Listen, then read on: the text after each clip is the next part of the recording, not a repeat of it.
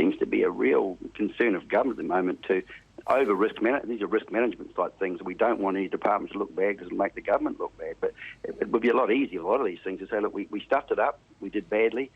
In fact, one of the quotes in the paper shows that. It said, we've got rules to cover this, but they weren't followed. Well, if they're not followed, then that's acting. It doesn't matter what rules you have, it's acting badly and get on with the process. It's almost like we must defend ourselves to the hilt no matter what, even though something here has gone awfully wrong. They clearly shouldn't have given this letter to this vulnerable person. So sort of take the blow, accept it and move on, but it's almost like we have to defend it because we can't afford to let the department look badly, because that makes the government look badly. I think in my view it's clear overkill.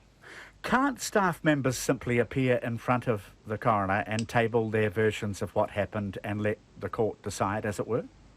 Yeah, they could, honestly, but they probably some of them will want to do this, but this is what risk management does. I mean, it's everywhere now. Every place you go, there's a risk management unit which says we can't let people say things because that may let things out that may not be appropriate. So we've got to put lawyers in place and risk management strategies to make sure we protect the corporate identity. The protection of the corporate identity is more important than the facts of the case that happened in front of them, and that to me is all round the wrong way in my view. Is there an argument, Mark, that when people are lawyered up, when in theory they could just describe how they handled something and why, it can frustrate justice rather than assist it? Yeah, of course it can. I mean, it's about, as I said, risk protecting just in case something's said that shouldn't be said. It's not trusting people to say things, say, look, these things went awfully wrong. And employers should forgive people that get things wrong from time to time. And if they've got structures in place, work out why they can make sure the rules that actually operate properly. But it's all about protecting that identity. And I think it can be frustrating. It's appropriate to have lawyers sometimes at inquests, because obviously at the end of the day there are implications for ongoing implications for these things. But it can, if the lawyers become too heavy-handed, it can become, as I say, obstructive, and people don't get the full version of what actually happened, because you're trying to console the family here. And I can see the mother of this poor woman here was very upset, and she wouldn't be able to afford probably legal representation for herself and her family, and that's the harsh part here. We've got a large government department that can afford to put lawyers. It's not really even an even contest, because, I mean, she probably wants a lot of things to be said as well, and she probably has to do it on her own behalf. Yeah, that's a very interesting comment. Thank you, Mark. Professor Mark Hanahan on the panel. Just before we go, Hutt Valley councillors will continue to have their free dinners before evening meetings. They are berated by media for doing this at the same time as they were dithering over giving their employees a living wage. We've talked about this before. What's your view? Well, it's glad just, we got... Sorry. Sorry, I have to go. It's a terrible look, because I really hope it's not a buffet, because that looks awfully close to a trough, doesn't it? Beck? Yeah, all I was going to say as well is it's pretty crazy. There'll be enough meetings where they get free lunches at catered events, all that sort of thing. So bring your own sandwich. Christchurch actually had it a few years ago, but got rid of it when Leanne Dalzell came in. Obviously, Christchurch needed quite a big belt tightening after the quake and everything. But it's not like they're out in the what somewhere. There's cafes everywhere. Get yourself to a cafe. I can't imagine that it's just media that's cross about it. I imagine it might be ratepayers too. Yeah, it's so much easier. Just increase the meeting fees by $10. Then go buy a pie and a Coke down the road. Mayor Ray Wallace denied that councillors ate roast chicken after a living wage meeting. Let them eat roast chicken. Which was previously misreported, obviously. Very good. Matt Nippert, thank you. Thank you very much, Jim. Nice to see you. And Beck, I never see you, but nice to have your company. Thank you very much. The disembodied voice of Beck 11. Goodbye. Beck 11 on the panel too. Thank you. Thanks, everybody. We're back tomorrow with the panel. And right now, Checkpoints with Sharon Britt-Kelly.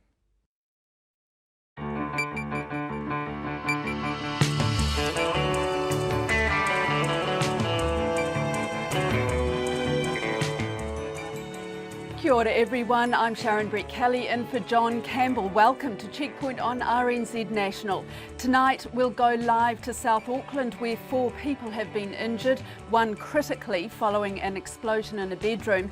Jubilation as Team New Zealand ousts Artemis and will race for the America's Cup. We'll have the latest from Stewart Island oyster farmers following their meetings with MPI this afternoon. A survey commissioned by the Anglican Church finds most are in favour of restoring the cathedral. The government pledges $2 million towards Pepe Pods. We're in Dunedin's Octagon as hundreds of Lions fans prepare for the Highlanders. And we're also on board the Navy ship Endeavour. RNZ News at 5. Kia ora, good afternoon, ko Katrina Batanaho. An explosion that caused a fire to break out in a bedroom in a South Auckland home is now contained. Firefighters were called to the top story of a unit on Lappington Road in Otara shortly before 3 this afternoon. St John Ambulance says one person in critical condition, one serious and 2 in moderate conditions were taken to Middlemore Hospital. Our reporter at the scene says a window in the front of the State House unit was smashed, with glass on the front lawn and smoke marks on the side of the building. There's also a sleeping bag, a bowl, material and a soft drink bottle in a large pot on the lawn next to some burnt material. The neighbours were at work at the time so didn't hear anything. Lappington Road is closed between Gilbert Road and Julian Place, and the specialist fire investigator is at the scene. The lawyer for a 16-year-old boy says he has spent 2 nights in a police cell because the Ministry for Vulnerable Children doesn't have any beds for him. Helen Bowen says the teenager has been in police custody in Waitakere since Sunday and could be spending a 3rd night there. She says that's unacceptable and she's worried being treated like an adult offender will only encourage the teenager to re-offend. It's absolutely terrible because we've been asking for more beds for quite some time. I thought with the change to the Ministry for Vulnerable Children that this would be a priority, and it's not. So I think it's disgraceful. Helen Bowen says the teenager has been charged with tagging and unlawfully taking and interfering with a motor vehicle. The ministry has yet to respond. A police officer paused in his evidence to a coroner as he recalled apologising to the Marceau family after Akshay Chand got bail. Detective Aaron Iremonger told the inquest into Christy Marceau's death that he was the officer in charge of the case when Chand was charged with kidnapping Ms Marceau. A month after getting bail, Chand stabbed Ms Marceau to death at her family home. Mr Iremonger says he visited the Marceaus when Chand was given bail and apologised for the unsatisfactory bail conditions. He told the court that Christy Marceau's mother, Tracy, asked him if Chand would come to the house. He said he advised the family it was unlikely, but to keep their home secure and if Chand did come, to call 111. Tracy Marceau wept in the back of court during the evidence. All passenger sailings across Cook Strait have been cancelled tomorrow because of huge southerly swells forecast in the strait. Met Service says today's northwesterly winds will be replaced by strong southerlies, which come in behind a front tomorrow. Catherine Hutton reports. Both the Inter-Islander and Bluebridge have cancelled tomorrow's sailings, with swells of up to 8 metres forecast. The Inter-Islander says its last ferry from Wellington will leave at 8:30 tonight, with the return sailing departing from Picton in the early hours of Wednesday morning. The Bluebridge has no more passenger sailings today, but a freight service tonight and 2 freight sailings at 8 o'clock tomorrow morning will go ahead. Both say they expect passenger services to resume on Thursday, with the Inter-Islander leaving at 6:30 on Thursday morning and Bluebridge at midday.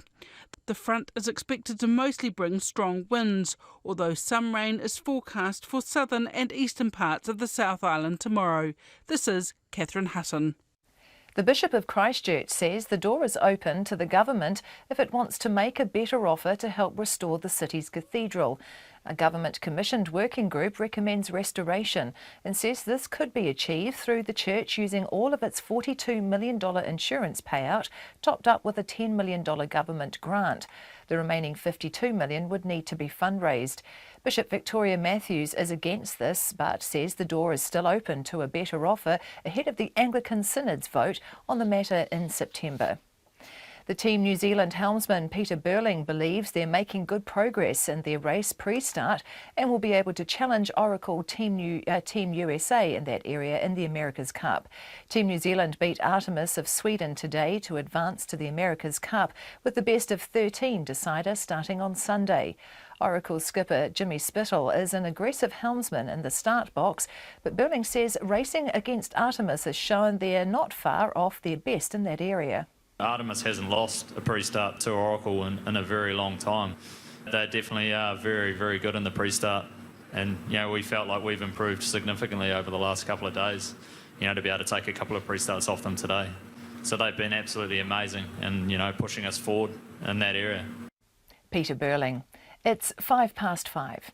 In other sport, the British and Irish Lions rugby captain Sam Warburton will deliver a quick history lesson to any of his teammates who think an under-strength Highlanders side are ripe for the picking.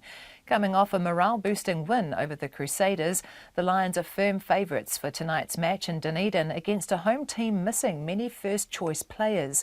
Injuries and international duty have hit the Highlanders hard, with the forward pack particularly affected, while the backline is missing All Blacks Ben and Aaron Smith. Warburton, though, will be reminding his players of the humiliating loss Wales suffered on their tour here last year when they were beaten 40-7 by a Chiefs team also missing their All Blacks. It doesn't matter how many guys they've lost to Maori or injury or the All Blacks, we'll prep for the best possible Highlanders team and expect as tough an encounter as anyone else we'll face on this tour. Sam Warburton. The Southern Steel netball captain Wendy Frew has had surgery on her elbow and knee after the team van rolled in a crash in Christchurch yesterday. 4 of the 6 players in the van were taken to hospital. While 3 were released with minor injuries, Frew needed surgery. The Steel have decided to go ahead with tomorrow night's match against the Tactics in Christchurch, with several replacements called in. And the Golden State Warriors have won the NBA basketball title for the second time in 3 years, with a 129-120 win over the Cleveland Cavaliers in Game 5 to win the best-of-7 series 4-1. That's the news. Team New Zealand is in. They just took off and right through the race, just built and built. The boat just simply had the legs on Artemis, and a good solid win for Team New Zealand. It was just a perfect wind and perfect race for Team New Zealand. Couldn't wish for anything better. And some immigrants are out. It is pretty obvious that those students coming under student visas to do those low-level courses are more motivated by the opportunity to work than to study it. Winners and losers morning report with Susie Ferguson and Guy Espiner, weekdays from 6. Then on 9 to noon, the interactive online driving simulations that are proven to reduce crashes. And after 10, Barack Obama's biographer, David Garrow, whose new book tells the early life story of America's first black president. Join me, Catherine Ryan, on 9 to noon after morning report on RNZ National. Met Service weather through to midnight tomorrow, and warnings for severe gales are in many places. Northland, isolated showers. Auckland to Kapiti, including Coromandel and the central high country. Showers, possibly thundery in the west from Taranaki southwards, clearing tomorrow. Bay of Plenty, Gisborne and Hawke's Bay, fine apart from a few showers. Clearing tomorrow morning, westerly gales for a time. Wairarapa, a few showers, northwest gales for a time today. Wellington, Nelson and Marlborough, a few showers, becoming fine tomorrow. Canterbury, brief rain this afternoon or evening, fine tomorrow apart from showers and southwest gales about Banks Peninsula. Bulla and Westland, periods of rain with possible thunderstorms, clearing tomorrow morning. Otago, Southland and Fiordland, showers, some squally with hail and snow to 400 metres, gradually clearing tomorrow. Southwest gales in exposed places easing tomorrow morning. The Chatham Islands, showers, some heavy with hail tomorrow. It's 5:08 and you're listening to Checkpoint. Kia ora, good evening. In a moment, the America's Cup, but we begin tonight in South Auckland, where 4 people have been taken to hospital, 1 with critical injuries after an explosion in a bedroom in the suburb of Otara. Our reporter Laura Tupor is there and joins us now. Good evening, Laura. What's the latest? Well, the fire's been extinguished at the house. The fire service says there were 5 people inside, 4 teenagers and 1 younger person. When they arrived, they saw 2 people who were suffering from burns outside of the house, so treated them with first aid. When they went inside, they saw a small fire, which they extinguished. It was described as a flash fire. And at the front of the house, you can see a smashed window as right by the front door, and the police are still at the scene at the moment. And what can you tell us about the condition of the injured? So 4 people were taken to Middlemore Hospital, 1 with critical injuries, 1 with moderate injuries, and 2 people are being treated for smoke inhalation. Laura, thank you. Team New Zealand will contest the America's Cup this weekend after a convincing defeat of its challenger rival Artemis in Bermuda. It was second time lucky today for the team after the first race it was leading was abandoned when the wind died. After a lengthy delay, Team New Zealand executed a flawless start to finish win, setting up a revenge match with the defender Oracle Team USA, which beat them in San Francisco 4 years ago. Our America's Cup correspondent Todd Niall is in Bermuda, where the Kiwi crowd went wild. Please welcome the winner of the Louis Vuitton America's Cup Challenger Playoffs and the official challenger for the 35th America's Cup. And so came the end of the beginning. Team New Zealand making the America's Cup finals for the 6th time in 22 years. Among the happiest, Heather Burling, the mother of helmsman Peter. Very proud of the whole team. I think the shore crew deserve this prize more than the sailors do, to be honest. They have repaired the boat and got it back out here, and the speed it's got, it's just amazing. And it's so nice to have that box ticked, and now we can move on.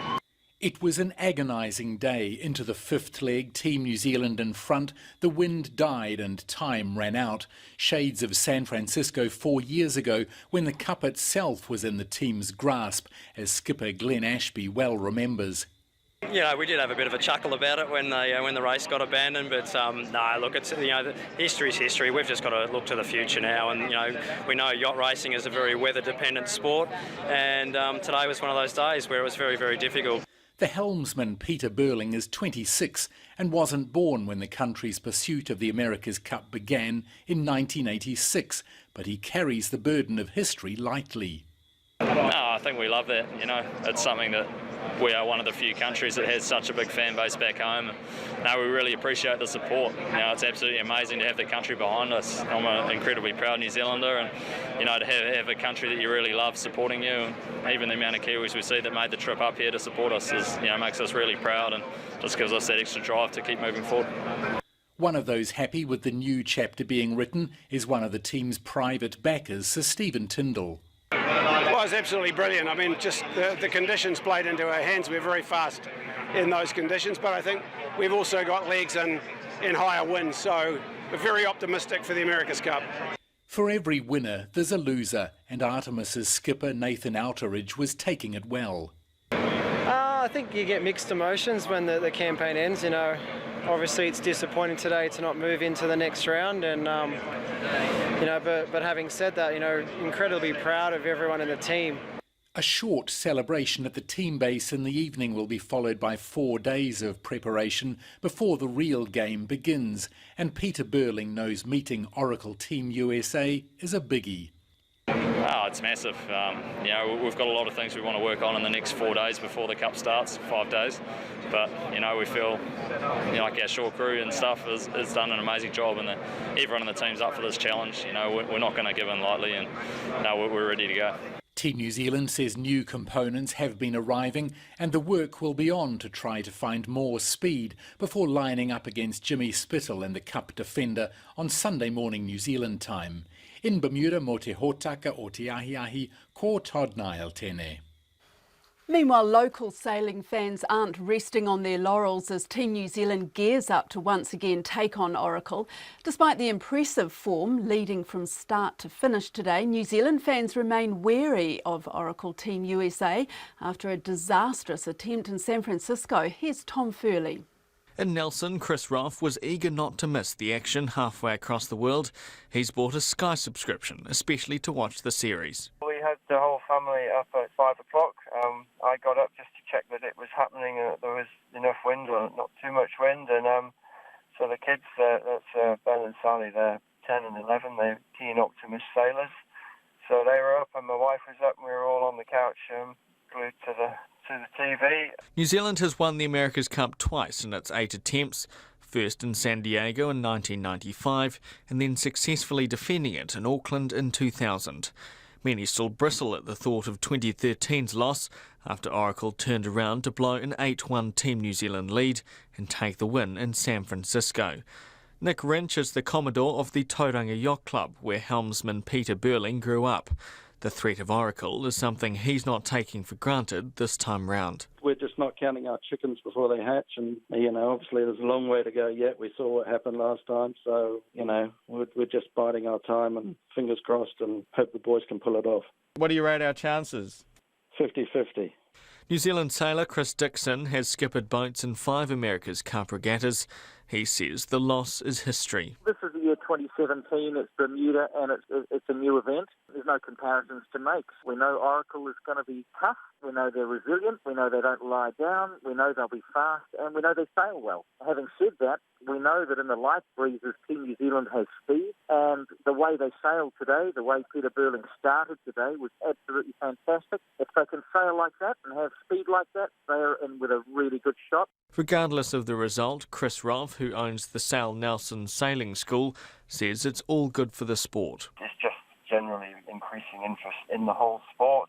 People who come sailing for my cruising courses, not many of them are into racing, but they definitely are following the America's Cup and following these events. And I'm expecting a very busy season next season, partly as a result of this. Sky has announced today it will broadcast the Challenger Series from Sunday, free to air on Prime, with an hour-and-a-half delay. Fans and sailing enthusiasts like Nick Rinch will be watching closely as Team New Zealand works to bring home the old mug. If it all goes well, there'll be a hell of a party. For Checkpoint, Tom Furley. Most Cantabrians want Christchurch's quake-damaged cathedral to be restored.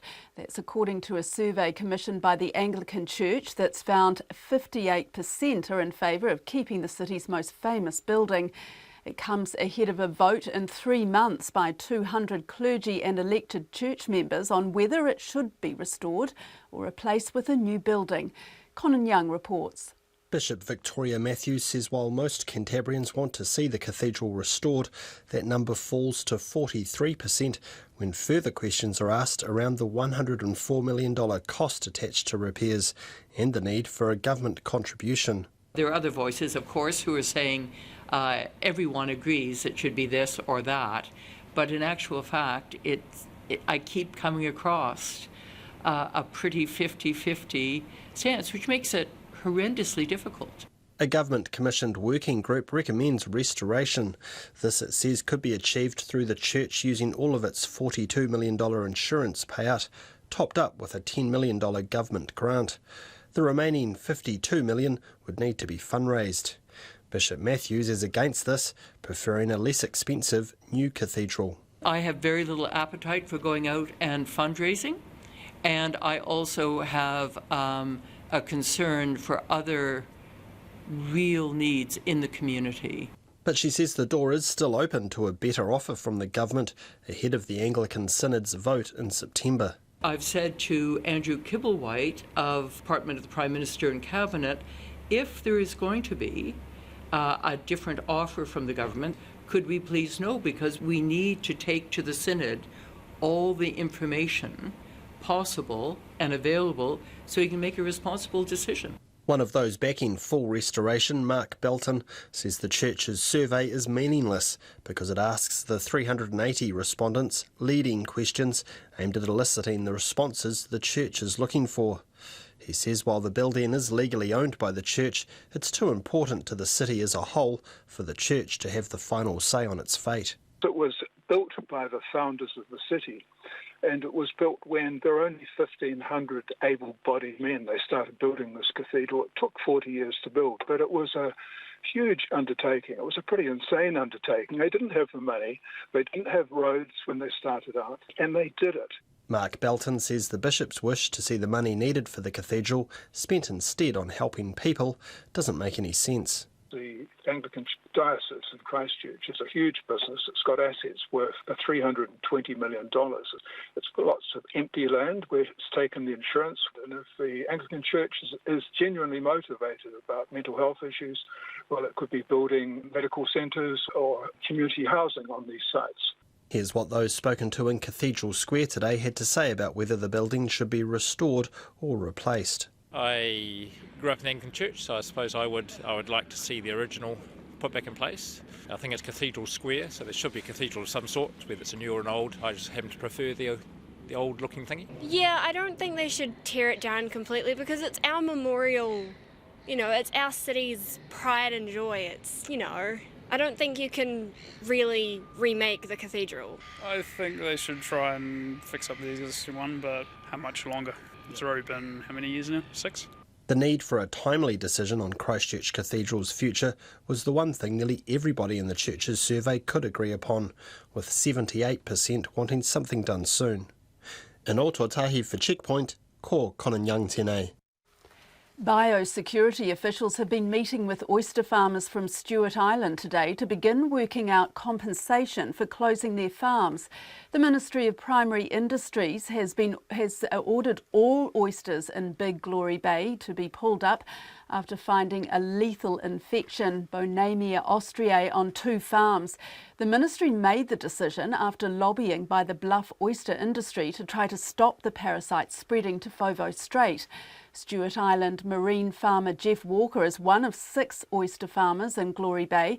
He met with MPI and spoke to our producer Bridget Burke a few minutes ago. The group that I'm involved with, we all met together with MPI, and I thought it was quite a constructive meeting. As I suspected, they are looking to us to help them develop the plans, and I think we've got a way forward for the next week or so. I've already submitted something down to them, and we're hopeful that it'll get us started, because we've been stuck because we've had these notices in place and we can't do anything. Does this mean that you can no longer farm oysters beyond this? I think that's the most likely result, yes. They were quite upfront about compensation, and they've got some appointed person who will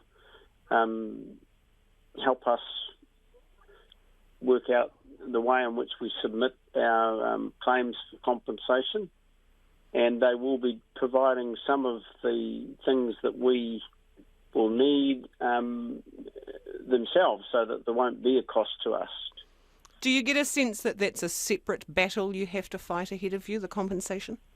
I certainly don't get that feeling at the moment. It may well be that it becomes an issue, but certainly they were very open that one benefit for us of having the notice is that then compensation can be payable. My understanding of the compensation is you can't say, well, I would have been able to get an extra $50,000 or whatever it was a year, and then I'm claiming that ad infinitum. It's limited to saying, well, these are the direct costs associated with the notice. If what they say is correct, we may not be able to farm oysters into the future. I think we left the meeting feeling that we'd been heard. We'd been assured that MPI will deal with things quickly, and that there will be compensation. So that's all positive for us.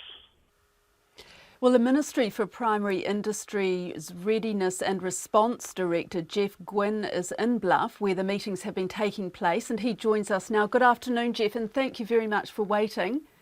Good afternoon, Sharon. Can you first clarify, is it Stewart Island oysters and Marlborough that are being culled? It's both Stewart Island farms and Marlborough oyster farms that have been served notice of direction. Yes, that's correct. And how many farms are affected altogether? So there's 14 in Big Glory Bay, and there are 3 in Marlborough Sounds. And if your team is right, this means that those affected won't be able to farm oysters into the future. This is the end for them. Will the compensation package include future lost earnings?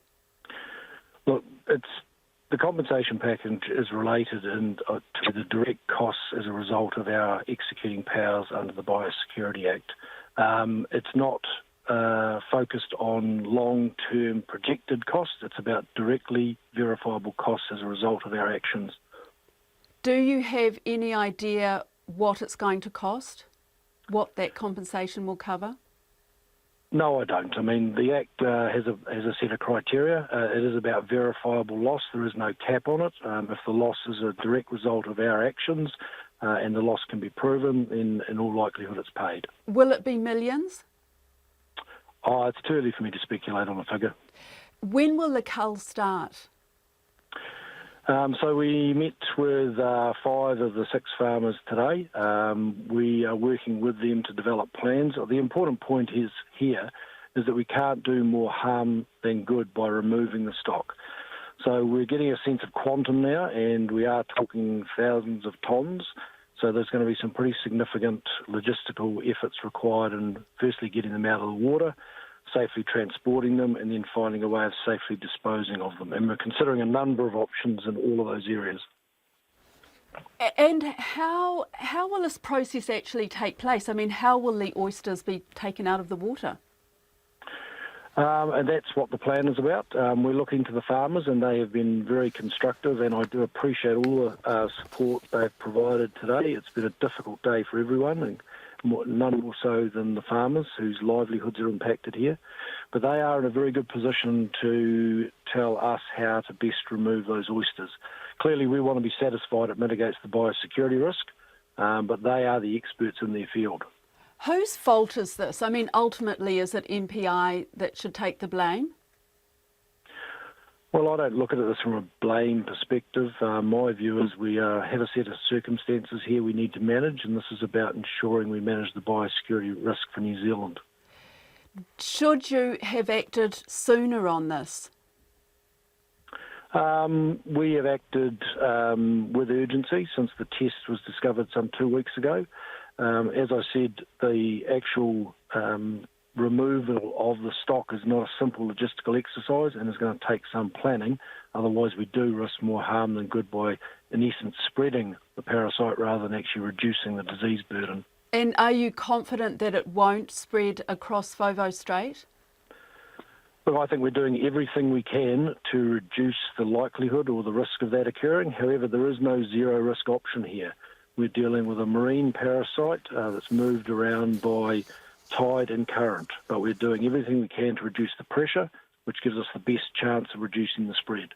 Jeff Gwynn, thanks very much for your time. The HMNZ Endeavour, our Navy's only tanker, is being decommissioned after 30 years of service. The support ship returned today from her last full overseas deployment, more than 4 months around Australasia and Southeast Asia, before she's either sent to the scrap heap or sold off later this year. Our reporter Zach Fleming spent last night on board as she returned home. The clouds parted almost on cue and the Endeavour returned to Auckland under a rainbow. And it was a welcome befitting the workhorse that she is.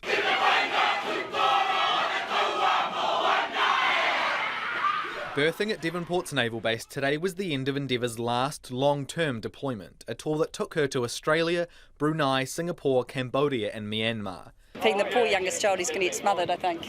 Tearful friends and family embraced, for most their first physical contact in more than 4 months. It's a bit hard being on the other side of the world and you don't know what's happening and what they're up to. Commissioned in 1988, the Endeavour has travelled more than 1.5 million kilometres in those 30 years, the equivalent of to the moon and back twice, or 38 circumnavigations of Earth. She's the Navy's second largest ship at 138 metres. The Endeavour isn't what most people think of when they think Navy boat. She doesn't have any guns or weaponry. She's not a frigate. She's literally just a big floating fuel tanker. 3/4 of the 138 metres are fuel tanks.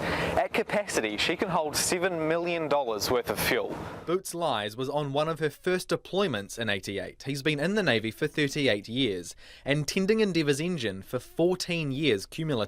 When we first got it, we used to turn the key at 4 o'clock in the afternoon and not come back till 8 o'clock in the morning because it was just that reliable when it's new. But as she's got older and older, it takes more maintenance. Like we've got more crew on board than we did when we were new. There's about 6 or 7 engineers more. The Endeavour is a relic of a time past. In 1988, computers were novel. Ships were controlled with buttons and cogs, not touch screens and artificial intelligence. She's been a good ship. She's had her ups and downs, but no, she's been a good ship. And when she goes, I'll go. I'll go as well. So your Navy career is over after? Yeah, 2019. My contract runs out, and the technology is now beating me. I'm hands-on. You look out there, and she's an old piece of kit, and you've got to keep your hands on it. But today, it's all touch computers. And with any cantankerous old girl comes her quirks. We might be stooging along and she'll just go, oh, no, I don't want to change speeds, or I might just shut down right now, and we're just like, oh, okay then. That's why I like it too. It makes things interesting. Midshipman Taylor Cox is Boots' opposite. Just 19 years old, the past 4 months was her first deployment. Just a cool crew, a cool command team. She's our tanker, and so she's different from everyone else. That cool crew had an average age younger than the Endeavour herself, just 28. It's headed by Commanding Officer or Captain Martin Doolan. We don't say old, we say mature, but it has its challenges in terms of a lot of the equipment obviously is starting to age, and sometimes obtaining spare parts gets a little bit difficult. But the engineers on board here have done a great job in keeping it going. We haven't lost a day at sea through any defect, not only in the last deployment, but over the last couple of years, actually. So we look after her. In her 30 years, the Endeavour's helped in some crucial times for New Zealand and the world, including both the Canterbury and Kaikoura earthquakes. Well, it carries forward a great tradition, I think, Endeavour. She always seems to be the ship that pops over the horizon at the right time. Her motto is, in Latin is nil intentatum, nothing unattempted, and that's what I get all the way through with Endeavour. Nothing's too much effort, nothing's too much of a challenge, and if we fail in anything, well, we'll give it a damn good go in the process. The Endeavour will be operational until mid-December, when she'll be berthed in New Plymouth. I think that's going to be a pretty sad occasion to watch this ship sail away, probably, we think, to be scrapped. The Navy will then be a tanker down until 2020, until the HMNZS Aotearoa is built, a $500 million ship. Compare that to the Endeavour, which cost $27 million in 1988, which is just $52 million in today's money. Her 30 years of service seems to be great value. I was sad to see her go. It might be a tear in my eye when I see her go, but never mind. Technology's just beaten it. The Navy says it hasn't yet decided whether the Endeavour will be sold, scrapped or sunk. For Checkpoint, Zach Fleming.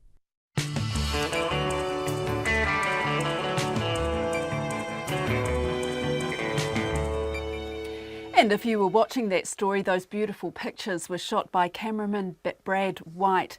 Coming up, accusations of blackmail as Waikanai's macro-kapa hedge saga continues, and we're live in Dunedin's Octagon as hundreds of Lions fans prepare for the Highlanders.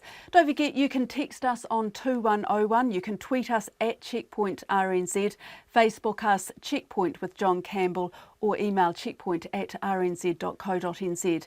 But first, here's Katrina Batten with the headlines. The police says it appears petrol was involved in a house fire in South Auckland this afternoon. One person is in a critical condition at Middlemore Hospital and 3 others are seriously to moderately injured from smoke inhalation. Lappington Road is closed between Gilbert Road and Julian Place, and a specialist fire investigator is at the scene. All Cook Strait sailings have been cancelled tomorrow because of huge southerly swells forecast, but the Blue Bridge freight crossing tomorrow morning will still go ahead. Both the Inter-Islander and Blue Bridge expect freight and passenger services to resume on Thursday. The government will investigate the tens of millions of dollars of contracts it has with Fuji Xerox. An inquiry into irregular accounting at the company and its Australian partner has uncovered nearly $500 million in losses. Since 2012, Fuji Xerox has secured $55 million in contracts with the government.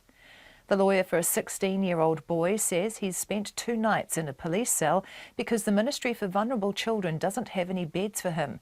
Helen Bowen says that's unacceptable. The teenager has been charged with tagging and unlawfully taking and interfering with the motor vehicle. The Bishop of Christchurch says the door is still open to the government if it wants to make a better offer to help restore the city's cathedral. The government group recommending restoration says this could be achieved if the $42 million insurance payout was topped up by a $10 million government grant. Team New Zealand's helmsman Peter Burling says they're making good progress in their race pre-start and will be competitive with Oracle Team USA in the America's Cup. Oracle's skipper Jimmy Spittle is an aggressive helmsman in the start box, but Burling says racing against Artemis has shown they're not far off their best with starts. That's the headlines. I'll be back at 6. Thank you, Katrina. Turning to business news now with Anusha Bradley, and Anusha, office space in Auckland's outer suburbs are in hot demand. Indeed, well, we've heard lots about Auckland's housing crisis, but it sounds like commercial spaces are also feeling the squeeze. There's a new report from the commercial realtor Colliers International. It says that the vacancy rate for office space in Auckland Central is at an all-time low. So firms are looking increasingly further afield in the fringe areas, and also even further afield, like Greenlane and Mount Wellington. They're all under pressure. That's because companies want to put all their staff in just one floor or even in just one building, but they can't do that in the central city. And large office space is at a premium, and Collier's predicting that rents will continue to rise for the next 12 months. Interestingly, it says there's only 108,000 square metres of office space left in Auckland. It's available. It sounds like a lot, but obviously it's not enough. And Spark is building up its big data capability. Yeah, this is an interesting one.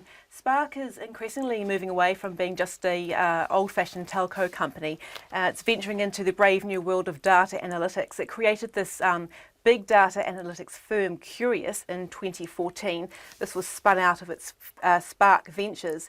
And today, Curious bought an Auckland-based marketing automation platform called Ubiquity for an undisclosed sum. So basically, it wants to combine the two powers of these firms together to try and really target specific customers with what they call personalised customer engagement.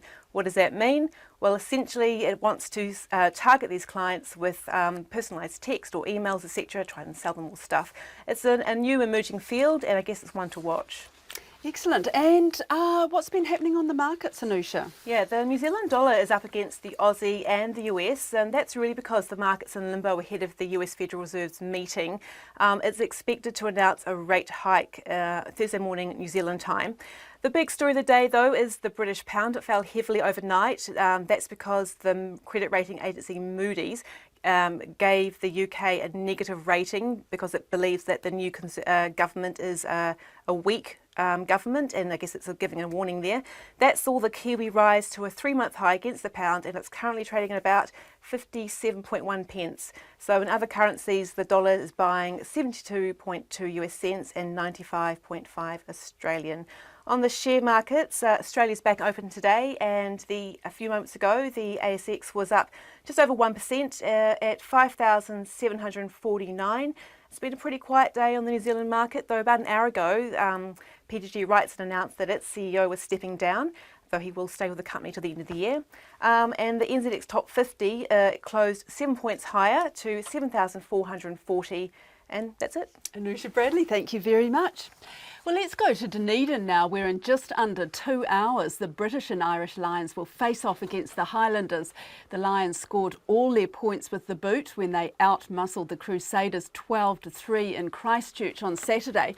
They'll be hoping for another win under the roof at the Forsyth Bar Stadium. Our reporter Ian Telfer is with us at the Octagon, and there are hundreds of Lions fans surrounding you ahead of tonight's match.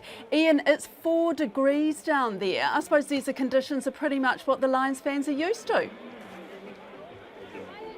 Well, you would say so. It's certainly about 4 degrees. It was looking very, very bad earlier when we had rain, we had wind, we had... Look, you can see the atmosphere here.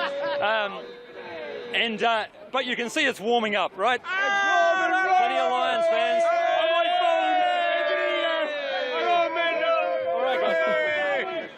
So you can see here, this place is warming up. There's thousands of Lions fans all up and down this part of the central of Dunedin in the Octagon, and they're getting ready for the game. They don't seem to be daunted by the weather at all, Sharon. The Lions notched up a win against the top of the table Crusaders, so how are they going to fare tonight?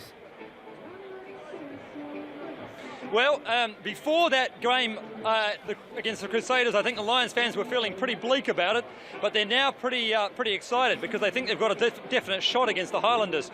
I talked to some just before now, and they were all confident. Every Lions fan I talked to said they were going to win it.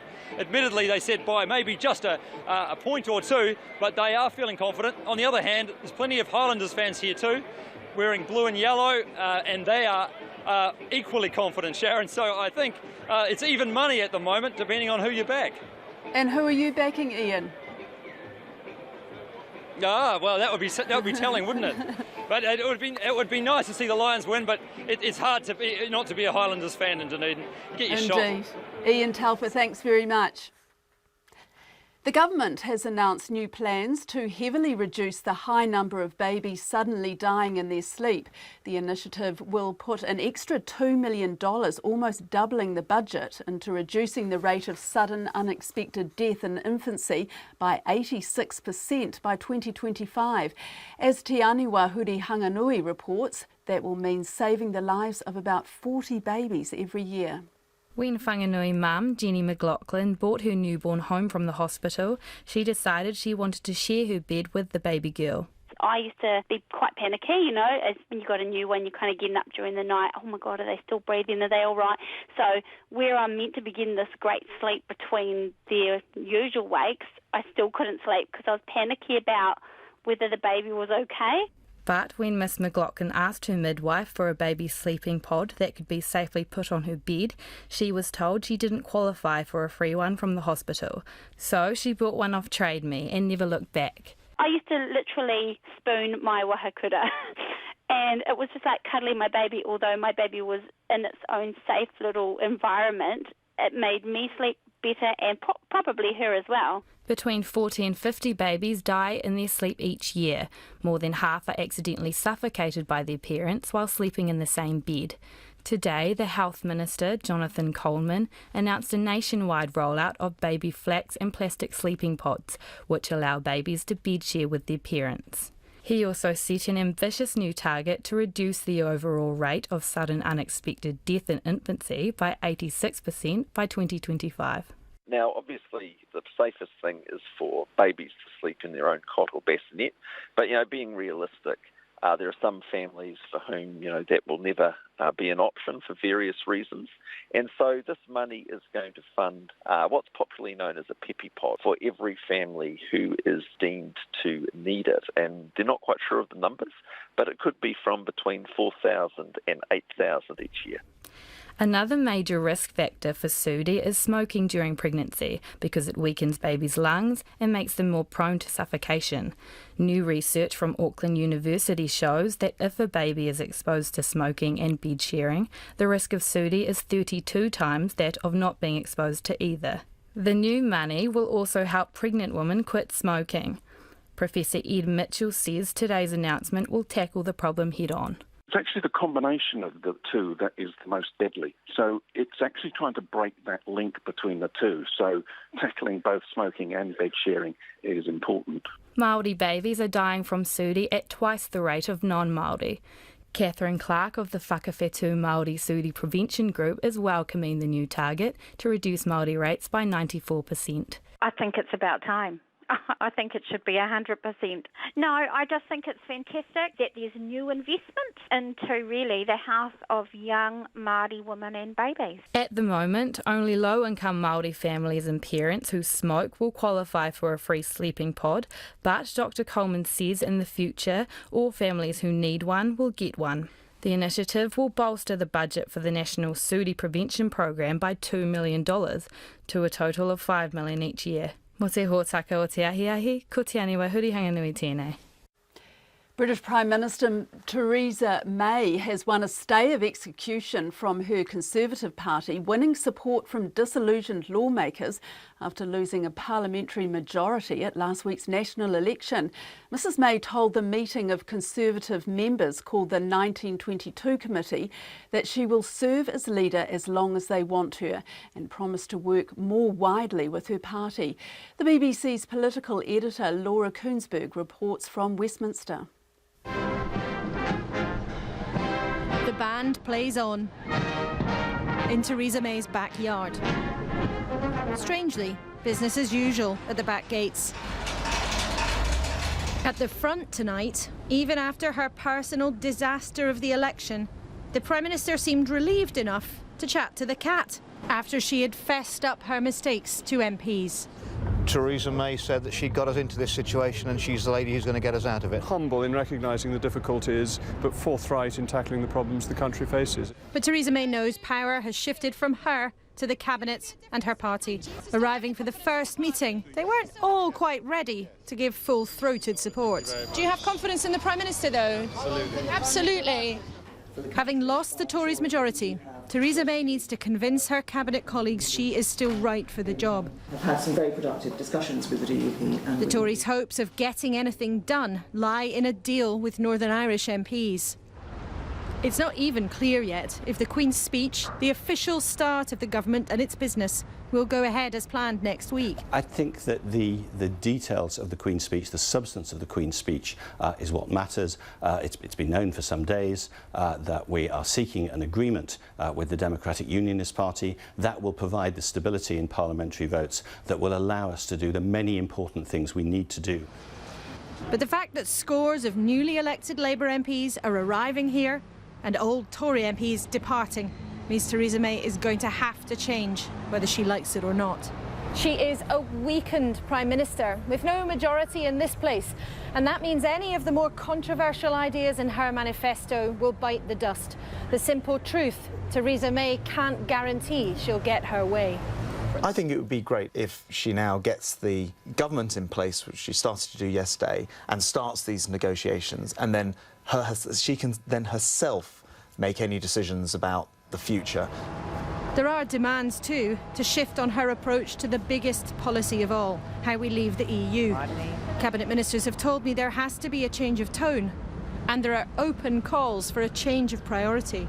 You know, there's a lot to discuss, a lot to dissect. We have to make sure that we invite other people in now. This isn't just going to be a Tory Brexit, this is going to have to involve the whole country. The immediate sense of danger to Theresa May seems to be slowing, but she's vulnerable, having to answer to colleagues in Parliament, having failed to persuade the country. Laura Koonsberg reporting there. A public spat has developed over the state and future of an iconic macrocarpa hedge. After it emerged today, Kapiti District Council arborists turned out without warning last week and chopped the hedge back to wood. Kapiti District Mayor K. Gurunathan told Checkpoint last night the council had been asking the owners Vince and Rachel Osborne to cut back the 80-year-old hedge since 2004, and it had been forced to act after the Osbornes' elderly neighbours complained they couldn't see around it to drive safely into the road. But today, owner Rachel Osborne told us the couple had gone out of their way to placate the elderly neighbours, and she says the mayor has made it personal. I'm just sort of I've been in the past a bit somewhat reluctant to speak out because I lead a community organisation, and this is dependent on public funding, and we receive a very small amount from KCDC. So I hope that, you know, our organisation is not going to be compromised by me actually speaking out, and I just really need to put that on the table. The mayor, and this is about the mayor inappropriately using his position and publicly vilifying us through his mayoral column on the Kapiti News on the 22nd of March, and then on Stuff where he last Saturday where he said we were blackmailing him. That's pretty extreme and strong statements. And then last night, you know, you mentioned, Sharon, that we needed since 2004 to know about cutting the hedge. That's a completely separate situation. And what happened in 2004 was there was a subdivision that was put in right next door to us. And where they put the road, and we consented to that because, you know, that was fine. But we came to, after it had been consented and gone through, we found that they wanted us to take the hedge out. And we consented to that because, you know, that was fine. But we came to, after it had been consented and gone through, we found that they wanted us to take the hedge out because it didn't comply with the safety lines. I mean, the traffic then was a 70k area, but at the end of the day, and we cut the hedge back so that it did comply. At the end of the day, that was signed off by KCDC, and that was addressed. It passed everything. And KCDC was supposed to put in a pedestrian crossing from Fairway Oaks, you know, across the road, and a stop giveaway sign, and I don't think that's actually happened. So he's selecting little bits out of pieces all over the place and and giving half-truths, not actually giving the full picture. The issue here is more than the hedge. It's about the democratic process of actually consultation, being heard, having the ability and the opportunity to present the facts and to work through them as a community. I totally take on board 82's concerns about the hedge, and we met once with the mayor and a representative from KCDC. At that time, they already had a predetermined outcome, and at that time, we said we'd like to get an independent assessment because the issue then was a safety issue out of Fairway Oaks and the subdivision and out of 82 Temoana Road. So we agreed at that meeting that we would cut that hedge back there so that the people coming out of their drive were not compromised. I totally get where they were coming from. And we said we would cut it back, we would go and see them and see if that was appropriate. We did cut it back and we went and saw them, and they said they were told by council not to speak to us. So, you know... Rachel, when was that? That was, that was probably quite early on, maybe about April. April this year. When you saw Vince, when he cut that end back. And was that not good enough? I mean, did Vince not do enough? I don't know. Yeah, I don't know whether that was good enough. But the Mayor is saying that the council has had a formal complaint from some neighbours and that it has to do something about it. And it's also concerned because this road is getting busier and busier and it's just not safe the way it is. Well, let's just talk about the safety issues. Okay, the safety issues were first identified as being Fairway Oaks and 82 Temoana Road. So what we did was we actually got a independent or an engineer who has a PhD. He tutors at Auckland University. He's very expert in this area, and he said that the safety issue coming out of Fairway Oaks that complied, that the council did not use the New Zealand Astro roading standards. And by him using the correct Astro roading standards which are used in Australia and New Zealand, it complied. Now, we cut the hedge back at 82. Then they moved and said there was no pedestrian access. Well, there is no pedestrian access there's no footpath all of the way up Temoana Road. Did you know that the hedge was going to be cut back last Wednesday? No, they didn't tell us when they came to cut it. We weren't informed that they were coming. And the other time where they sort of did a dawn raid was we were trying to present the report to them, and they knew that we were trying to tee up an appropriate time, and they came in and sneakily tried to cut it down before we could present the original report. Well, listening to that is the Kapiti Mayor Kay Guru Nathan. Good afternoon. Good afternoon. Good afternoon. Did the council tell the Osbornes it was coming last Wednesday to cut the hedge? Look, like I said before, when council receives complaints of safety issues, we have to act. There are complaints from the neighbours, and so the trees are planted on council land, and therefore anything that happens, council is liable. That's did the council tell the Osbornes it was coming last Wednesday? So what would have happened then if you had told them?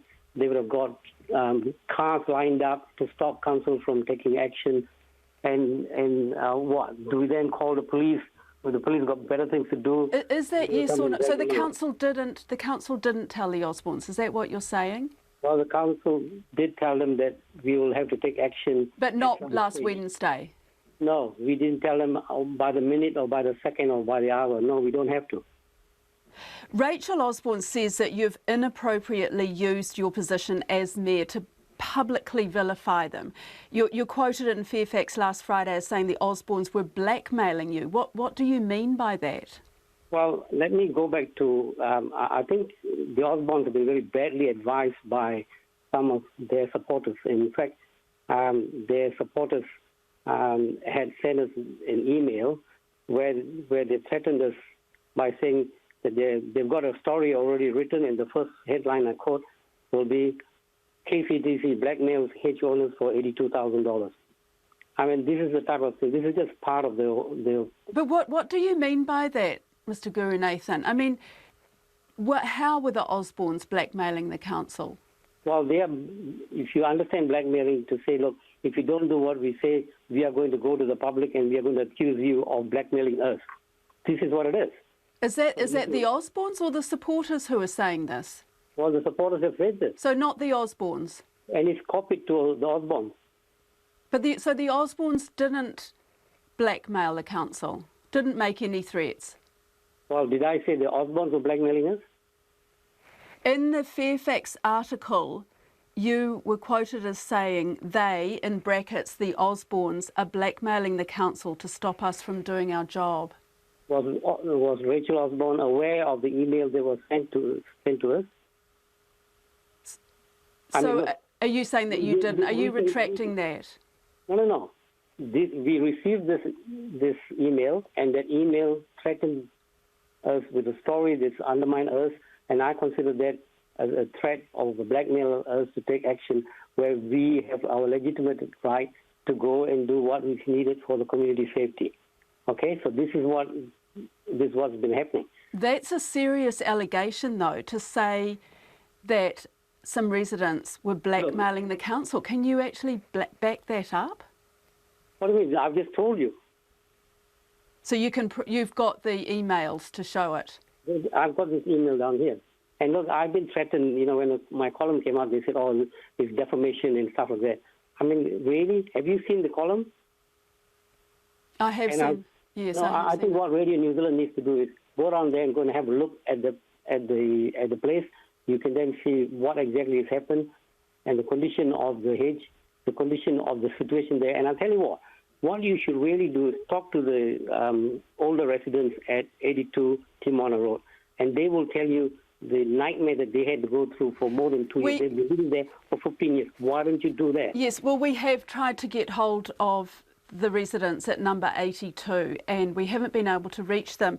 But did you gag them? Did you actually stop them from talking to the Osborns? Look, if you see the two of the emails that I received for them, the more recent one on the 29th of May, these are not people these are very high, these are highly intelligent people, and nobody's going to go and gag them, and the council has got no power to go and gag them. So the council didn't tell them not to speak to the Osborns?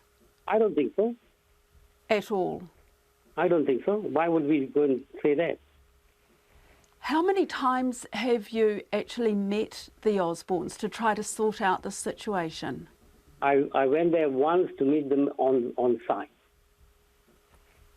Because I've had email exchanges with some of their supporters, and if you see those emails, they are abusive.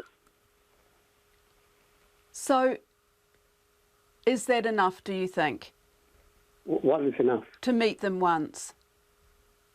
Well, at that point, then it became what I consider to be an operational matter. Mr. Gurunathan, is the problem with the Osborns or their supporters? Well, look, the problem is with the trees that have been planted on council land, which has then started encroaching on the berm and into the road. That's what the problem is. The thing is that there's no pathway along there, is there? It depends how you define a pathway. A pathway is where people can walk. Whether the pathway is a concreted one or a berm with grass, they're two different matters.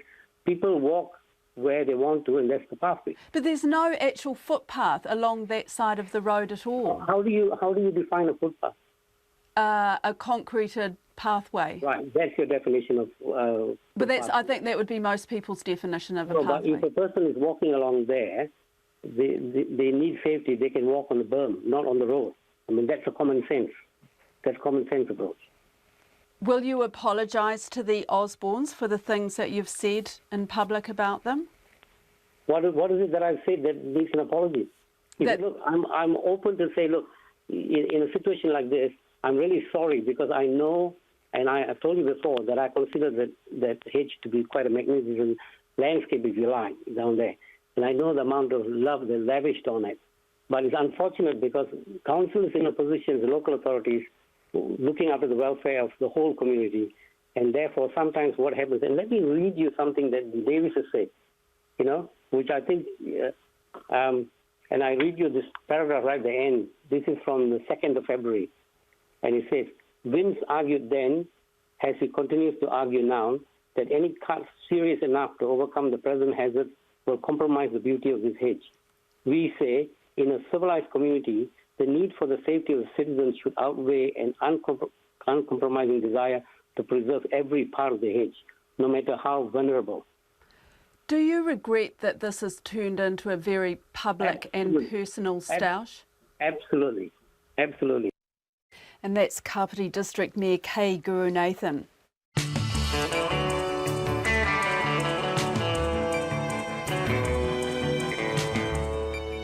Coming up after 6, an independent report into irregular accounting at Fuji Xerox New Zealand and its Australian partner has uncovered nearly $500 million in losses. The government says it will now review tens of millions of dollars worth of contracts it's been signing with the company to ensure they're all above board. NBC yachting commentator Todd Harris on Team New Zealand advancing to the America's Cup finals, and the Wellington House in danger of collapsing in strong winds or an earthquake. That's all coming up after 6. And very shortly we'll have Katrina Batten with the headlines, but I think I've still got a wee bit more time to fill. So what else? 5 seconds. 5 seconds. Okay. What else? Stop.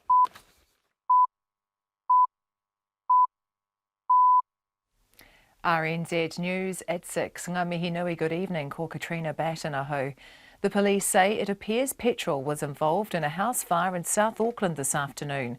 Emergency services were called to the 2-storey unit on Lappington Road in Otara shortly before 3 o'clock. 4 people, including teenagers, have been taken to Middlemore Hospital, with one in a critical condition and another in a serious condition. Inspector Kerry Watson says at this stage it doesn't appear anything criminal was going on, but they're keeping an open mind as to whether the fire is suspicious. We're looking into what caused the incident, but we do know from fire that it seems like there has been a fire involving petrol, and that is what's caused the majority of the injuries. Inspector Watson says officers are still looking for a 5th person who left the house after the fire to help piece together what happened. A youth advocate lawyer says a 16-year-old boy has spent 2 nights in a police cell because the Ministry for Vulnerable Children doesn't have any beds for him. Helen Bowen says the teenager has been in police custody in Waitakere since Sunday and could be spending a 3rd night there. She says that's disgraceful, and she's worried that being treated like an adult offender will only encourage the teenager to re-offend. Ms Bowen says she hoped with the change to the ministry, formerly known as Child, Youth and Family, providing more beds for youth offenders would be a priority. She says that hasn't been the case. Ms Bowen says the teenager has been charged with tagging and unlawfully taking and interfering with a motor vehicle. Almost all sailings across Cook Strait have been cancelled tomorrow because of huge southerly swells. Met Service says today's northwesterly winds will be replaced by strong southerlies coming in behind a front tomorrow. With swells of up to 8 metres forecast, both the Inter-Islander and Blue Bridge have cancelled all tomorrow's sailings, apart from 2 Blue Bridge Fate crossings in the morning and an Inter-Islander sailing from Picton in the early hours. Both say they expect passenger services to resume on Thursday. The front is expected to mostly bring strong winds, although some rain is forecast for southern and eastern parts of the South Island tomorrow. A Stewart Island oyster farmer says it's likely the oysters that will be ripped out to save the bluff oyster industry will be dumped, not eaten. The Ministry for Primary Industries has ordered a cull of farmed oysters in Stewart Island's Big Glory Bay and the Marlborough Sounds to try to stop the spread of the parasite, which could threaten the famous bluff oyster industry. Oyster farmer Rodney Clark met with the ministry this afternoon and says they were professional and had a thorough understanding of the situation. He says the number of oysters being culled would be too many for any factory to process for the market, and farmers would probably have to dispose of most of them.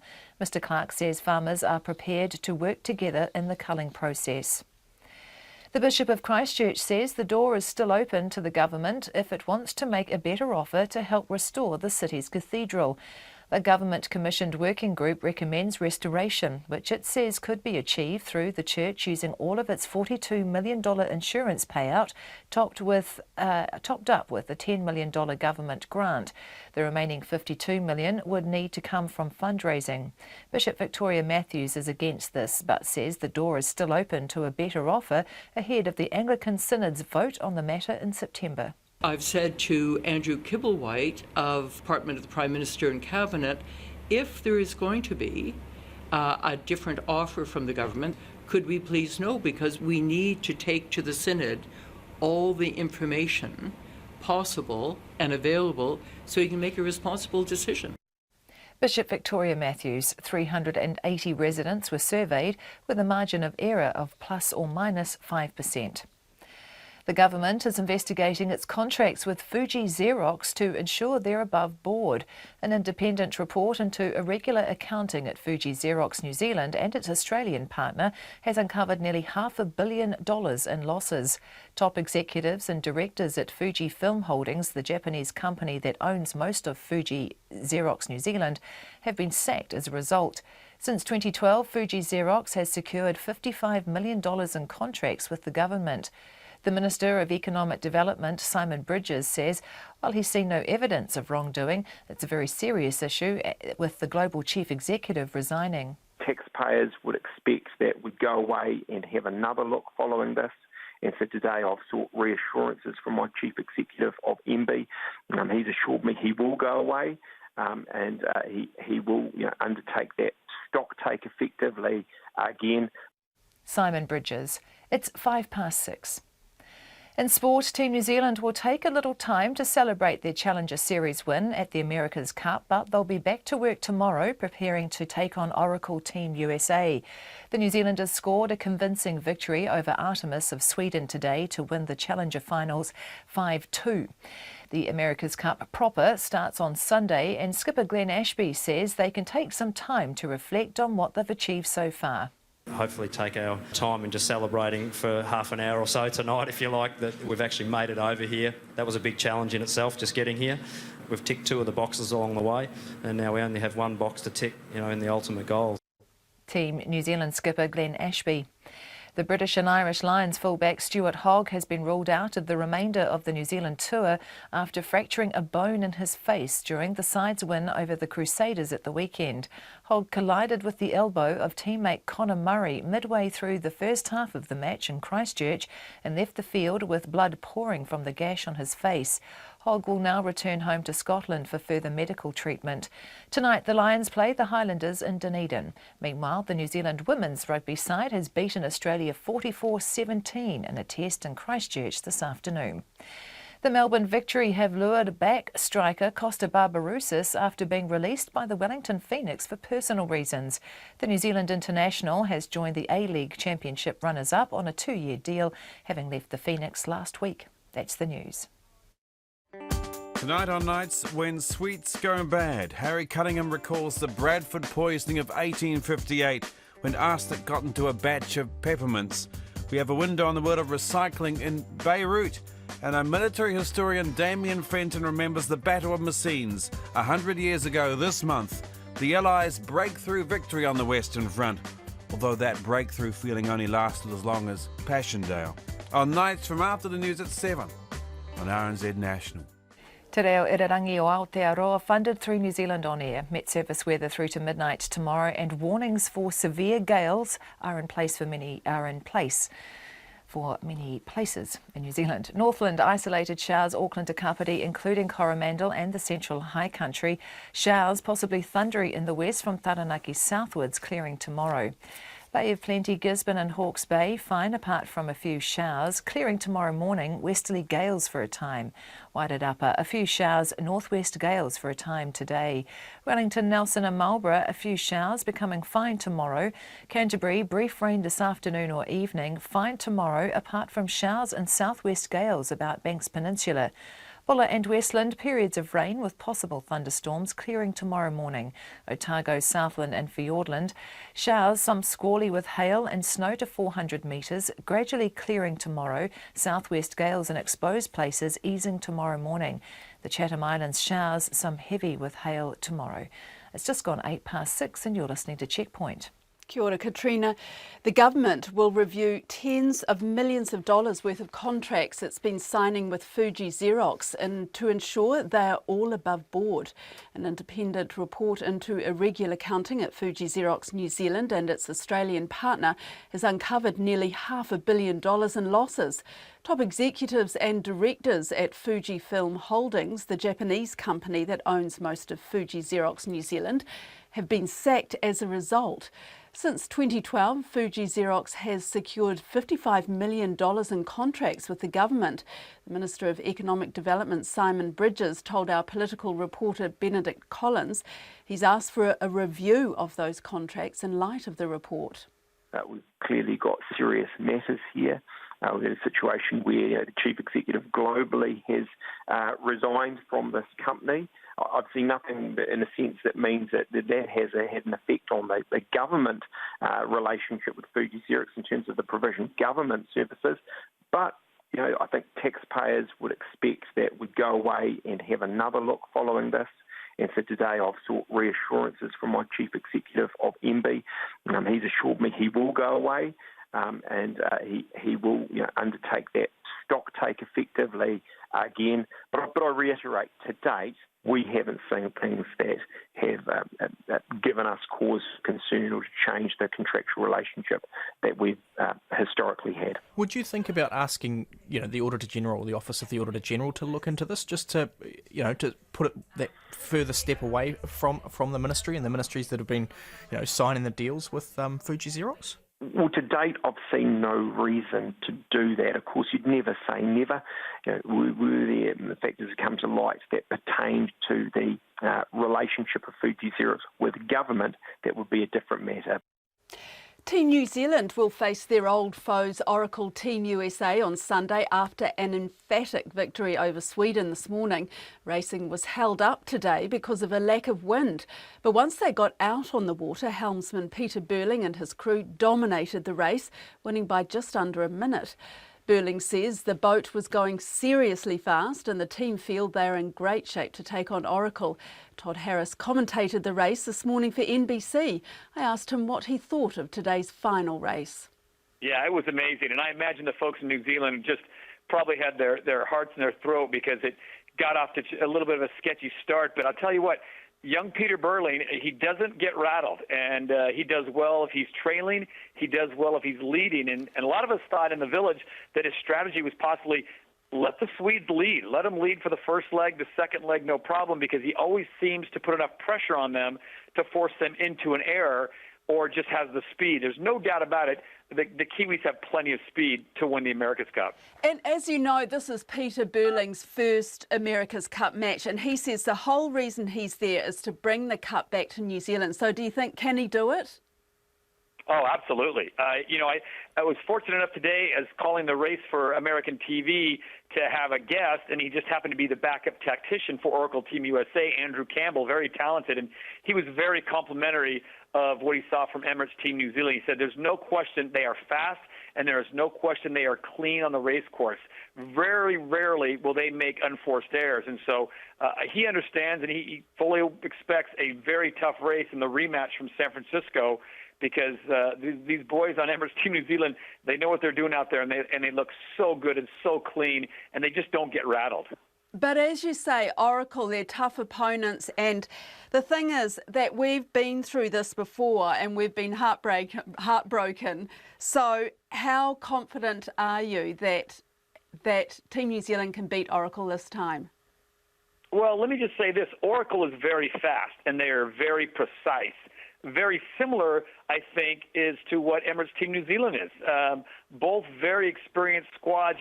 Peter's younger, obviously, than Jimmy Spithill, but, man, he's got an Olympic gold medal. He's got an Olympic silver medal. He's got a lot of great mates on that boat. Glenn Ashby does a fantastic job. And they brought in this whole new cyclor thing, which I think makes people scratch their head of, wow, maybe the Kiwis are onto something, or they've got some, inside secret sauce that they're going to unleash on the Americans once they get to the America's Cup. But Oracle Team USA, don't forget, they are the two-time defending champions. And Jimmy Spithill, although he's from Australia, he is just keen on getting that cup and keep it in America. That's right. And Peter Burling this morning after the race said they've got a lot of work to do over the next 4 days. So what do they need to do? He says they've still got room for improvement. What do you think they need to do to improve? Well, I don't think it's anything to do with their consistency. Their foils and jibes and tacks are amazing, and they're so precise. 4 years ago when we were in San Francisco, a foiling jibe was almost unheard of, and now it's just commonplace. And the Kiwis, I think more than anyone else, have the best flight time, meaning they don't touch down. They'll do a whole race on the entire track, 100% on their foils. So they have the speed, they have the maneuverability and the precision. I think it's just a matter of finding those extra knots of speed. The Americans are very fast, and Jimmy Spithill is a tough brawler. If this was a street fight, there's no question I'm going with Jimmy Spithill. But I think what the Kiwis have going for them right now is they have a lot of momentum. They certainly have confidence, and I think they're going to try to find every ounce of speed on that boat. You know, that boat took some hard hits, and during the qualifying rounds, you saw the pitch pole. So it's been beaten up a little bit, so they're going to have to make sure that there's nothing wrong, because in this phase of the game, it's a one-mistake match, meaning you make one mistake against the Americans, they're going to pounce on you and make you pay. So they have to fly almost perfect racing and hope the Americans have a mishap or they make a mistake. And how crucial do you think Peter Burling is? I mean, he's so cool-headed, but he has made some mistakes. He has made some minor mistakes, but I think he's shown his maturity and his knowledge and wisdom that he owns up to them. He doesn't try to say, oh, you know, someone did this or Mother Nature did this. If it's on him, he'll take credit for it. And I think the boys really respond to that. I think they really respect that. And so I think he has the attention and the respect of Oracle Team USA. I think it's just a matter of how he does, and the key thing will be how he does in the starts. Now, tracking down Artemis and tracking down SoftBank and Groupama and maybe even BAR Racing is one thing, but tracking down Spithill and Oracle Team USA, that'll be very tough, because as consistent, as precise as Peter is, Jimmy Spithill's just as fast, just as consistent, and just as precise on his maneuvers. So I think a lot of it's going to come down to, obviously, mechanical, if there's anyone has a mechanical problem on the course, and that start. We've seen it before. Spithill will make you pay if you make a mistake at the start, and something you might not ever recover from in such a short, 20-minute race. Todd Harris in Bermuda. A youth advocate lawyer says a 16-year-old boy has spent 2 nights in a police cell because the Ministry for Vulnerable Children doesn't have any beds for him. Helen Bowen says the teenager has been in police custody in Waitakere since Sunday and could be spending a 3rd night there. She says the 16-year-old also spent up to 6 nights in a police cell last year because the ministry couldn't find a bed for him. Our reporter Jessie Chang asked Ms Bowen why there were not enough beds. I think there are 10 other young people who are on the list that require a bed in front of my client. I don't think the problem is, going to immediately resolve, so that's why I made the call. And do you know how many beds they do have there, and what area are we talking about here? You'd have to talk to the ministry about that, but there are beds in Auckland, there are beds in Rotorua, there are beds in Christchurch, and there are beds in Palmerston North. So what they do is they move the young people around to try and accommodate, but obviously those beds are all full at this time, and so we don't have. I've got no idea when he might be provided with a bed. Are you satisfied with this kind of information that you've been given? It's absolutely terrible, because we've been asking for more beds for quite some time. So it doesn't seem as if I thought with the change to the Ministry for Vulnerable Children that this would be a priority, and it's not. So I think it's disgraceful. So you're pretty frustrated then? Yeah. I just think it sends a bad message to young people, and some of them could sort of see it as a bit of kudos, being remanded into a police bed. It's probably within some of the communities of young offenders seen as something that's quite cool, and I don't think that's a good message. And Helen Bowen says the teenager has been charged with tagging and unlawfully taking and interfering with the motor vehicle, and Checkpoint is awaiting a response from the ministry. A senior police prosecutor has told a coroner's court that he had real concerns about Akshay Chand getting bail because he lived only a kilometre from his victim. Adam Pell has given evidence at the inquest into the death of Auckland teenager Christy Marceau, who was killed by Chand. At the time, Chand was on bail for charges of kidnapping Miss Marceau, threatening to cause grievous bodily harm and assault to rape. Our Auckland court reporter Edward Gay filed this report. Adam Pell said he strongly opposed bail and made several submissions in September 2011, including Akshay Chand's own admissions he made during a police interview. I also used my own private cell phone to access Google Maps, as the police bail opposition document did not stipulate the distance between the 2 addresses of the victim and Mr Chand. Mr Pell said he also cited the safety concerns of Mrs Marceau and Chand's ongoing battle with depression. Whilst firmly opposing bail, I advised Her Honour that the proposed residential address of Mr Chand was less than a kilometre away from the victim's residential address. He said at the end of the hearing he recorded on his file that bail had been declined, but Judge Barbara Morris did say she would consider an application for electronically monitored bail, an application that can only be made by a defence lawyer.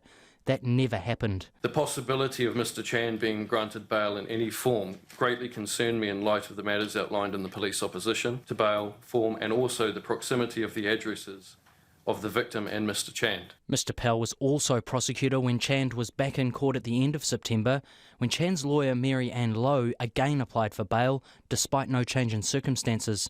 He said Miss Lowe believed bail had not previously been declined, and there was no record on the court file of that happening. Mr Pell said he asked for Judge Morris's previous decision to be transcribed. Eventually that was done, but only after Miss Marceau was killed. Mr Pell contacted the officer in charge of the case to get a transcript of Chan's interview so it could be put in front of Judge David McNaughton for the October bail hearing. Another prosecutor, Sergeant Stace, appeared for the police. Sergeant Stace advised me that he had provided the evidence on the active charges, which included a transcript of Mr Chan's interview, which contained the admissions, to the court registrar, Ms Annette Penny, to take to His Honour prior to the hearing. Sergeant Stace told me that within minutes of providing the package to Miss Penny, the package was returned by Miss Penny to Sergeant Stace. Judge McNaughton gave Chan bail. A month later, Chan stabbed Christy Marceau to death in her family home. Under cross-examination from Mary Ann Lowe's lawyer, Stuart Grieve QC, Mr Pell confirmed parts of what he records saying were not included in the transcript for the bail hearing. Judge McNaughton's lawyer, Julian Miles QC, told Mr Pell there was evidence that suggested the police documents given by Sergeant Stace to the registrar were handed back because they should have been presented by the police in court. Mr Pell said that was not what he was told at the time. Mo te hōtaka o te ahi ko Edward Gayahau. A Mount Cook dairy owner says he is losing hundreds of dollars in income every week while he waits for a dilapidated house to be demolished. The Mount Cook house is in such a bad state of disrepair, the Wellington Council has been forced to temporarily close an adjacent walkway, fearing an earthquake or even strong winds could bring the house down. Our reporter Michael Kropp was in Wallace Street this afternoon and he described the situation to me. So the house has been in a fairly decent state of disrepair for quite a few years now. The new owners purchased it in March and they've got plans to demolish it. But last week when they had engineers having another closer look at the property, they said, gosh, this is quite precarious. So they got the council down because there's a walkway behind the house which leads from one side of this block to another block. And the council said, no, we've got to close this laneway off because the house could fall down in perhaps a decent Wellington breeze or a moderate earthquake. So not ideal circumstances there. So it's on the verge of collapse? Yes, it is. But they are planning on demolishing it, and the demolition is slated to start later this week, be done by the end of next week. So they're really hoping that people stay away. They've fenced off the laneway behind us, but even in the short time that we've been here this morning, we've seen quite a few people just lift the fence to the side and go up the laneway anyway, despite the fact that it's a reasonably breezy day and a house could fall on them. There's a dairy next door, I see, and are there other surrounding businesses? What sort of effect is that having on them? Yeah, so talking to the dairy owner, Anil Patel, he said he's losing about $1,000 a week now that this fence has gone up. He said that's because there's a bus stop out the front of the dairy and people effectively don't want to take the route that's available to them. So most people aren't going down the laneway, and that's having an effect on his business, he says, because there is a lack of footpath up one way, and then if people go around the other way to the bus stop, they just don't walk past his dairy. So he also told me while I was having a chat with him that he's been on this site for about 12 years. This house has always been poorly maintained throughout those 12 years, and over the years he's also offered to help tidy the property up, but he was rejected each time. Is the council involved in this at all? I mean, what are they saying? The council is involved. They are, of course, the ones who have closed off the laneway.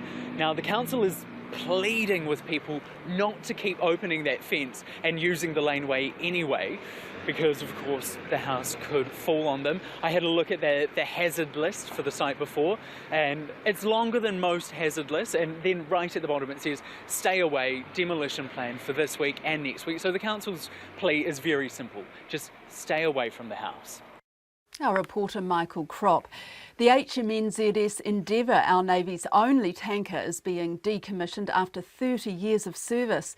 The support ship returned today from her last full overseas deployment, more than 4 months around Australasia and Southeast Asia, before she's either sent to the scrap heap or sold off later this year. Our reporter Zach Fleming spent last night on board and spoke to me earlier this morning as the Endeavour was coming down the coast. The long 4-month deployment has finally come to an end for the 52 crew on board the HMNZS Endeavour. They've been to Brunei, Singapore, Cambodia, pretty much circumnavigated Australia and gone to East Timor. They're inside at the moment putting on their number ones, ready to greet their family in Devonport. But this milestone is not so much about that 52 crew, it's more about the boat herself, because the HMNZS Endeavour is 30 years old. She was commissioned in 1988 and she's come to the end of her life. In those 30 years, she's gone 1.5 million kilometres, which, for a little bit of context, is to the moon and back twice, or 38 times circumnavigating the globe. She's spent 7 years of those 30 non-stop sailing. Now, the HMNZS Endeavour is the Navy's second largest ship. She's 138 metres long, but she's not what most of the public would think is a typical Navy boat. She's not a frigate, she doesn't have any guns or anything like that. She's essentially a big floating petrol station. So what she does is they take her around the world and help fill up those big frigates so people can stay at sea for longer. Sometimes they even refuel helicopters as they're in mid-flights. Now, I talked to a lot of the crew over the last 2 days or so. One man, Boots, he was on board the HMNZS Endeavour in 1988. He's been helping keep the engine running for the better part of a decade. Another girl, Taylor, who is only 19 years old, and she's on her first deployment with the Navy. And one thing that was very consistent with all that crew is that the Endeavour is a very unique ship. She has a lot of character because the Endeavour is kind of the old guard. She is run by buttons and cogs as opposed to touch screens and an artificial intelligence system or anything like that. And because she's at the end of her life, sometimes a lot of things go wrong. They've actually had to up the crew and up the engineers to keep her running properly. She'll be properly decommissioned at the end of the year on December the 7th. She'll go into New Plymouth Port, and then after that the Navy has commissioned a new boat to be built, the HMNZS Aotearoa, and that will be running in 2020 at a cost of $500 million. It's our reporter Zach Fleming on board the HMNZS Endeavour. Mystery is surrounding the discovery of a 118-year-old painting found in Antarctica amongst old tin cans and penguin poo. Antarctic conservationists have today unveiled the painting at the Canterbury Museum as part of a collection of more than 1,500 artefacts discovered in Antarctica. Logan Church was there. Tucked away in the back of the Canterbury Museum, a small group of conservationists were poring through artefacts abandoned in Antarctica. And amongst the old tin cans and paper files, Antarctic Heritage Trust conservationist Josephine Bergmark-Jimenez found a hidden gem. It was a watercolour painting by the renowned British scientist and painter Dr. Edward Wilson. It was bewildering, actually. It was a great confusion because we didn't even know what we were looking at. For a second, we didn't even know if it was an historic object. To find something like that so fresh and so well preserved was amazing. The Antarctic Heritage Trust project began 2 years ago, with a team of conservationists travelling to Antarctica to do emergency repair work on the historic huts in Cape Adare, south of Ross Base. After the repair work was completed, the conservationists brought 1,500 artefacts found in the area back to Christchurch, where a team has been sourcing through them at the museum. But Program Manager Lizzie Meek says the discovery of a painting was a complete surprise. It's such a personal item, and for the most part, expedition members would take home their personal items just as you would if you went on a trip somewhere. So for something this significant and this closely related to an expedition member to be found on the site is actually quite unusual. Josephine Bergmark-Jimenez says no one knows how or why the painting, which depicts a tree creeper bird, ended up in Antarctica. Dr. Wilson accompanied Captain Scott on his second Antarctic expedition in 1911, but Ms. Bergmark Jimenez says it was painted in Switzerland 11 years earlier. The mystery of this painting is very much adds to kind of its allure. It's probably not a significant object to Edward Wilson. It was probably not something that he thought a lot about, and then kind of down the line it's turned into this amazing thing that we're so happy to have found, and it's so significant and so beautiful. Lizzie Meek says while the painting is an incredible discovery, other notable items were found. A range of everything that you would imagine people take on expeditions, from tools to clothing to tins of food to medical chemicals or photographic development chemicals, a little bit of everything. Josephine Bergmark Jimenez found the painting last year and says the hardest part of the project has been keeping quiet while the painting was verified. Everyone kind of asks, so have you found something amazing? And you go, well, maybe possibly I found something amazing. All of the artefacts, including the painting, will head back to the icy continent to the hut in Cape Adare after the restoration work is completed. For Checkpoint, call Logan Church Tane. And that is Checkpoint for this evening. Thanks for joining us on your radio, your television, online, or however you choose to connect with us today. You can hear highlights in late edition at 10:15 this evening, or any of our stories tonight on rnz.co.nz/checkpoint. And for the latest news, information, feature stories from around New Zealand and around the world, go to the rnz.co.nz homepage. So from me, Sharon Brett Kelly, and the Checkpoint team, have a great night. RNZ News headlines at 6:30. One person is in a critical condition at Middlemore Hospital after an explosion and fire at a South Auckland house. The lawyer for a 16-year-old boy says it's unacceptable he's being held in a police cell because the Ministry for Vulnerable Children doesn't have any beds. Almost all Cook Strait ferry crossings have been cancelled tomorrow because of huge southerly swells. And a Stewart Island oyster farmer says most of the oysters being culled will be dumped, not eaten. Our next news and weather is at 7. From the glacial grooves of Icelandic quartet Vok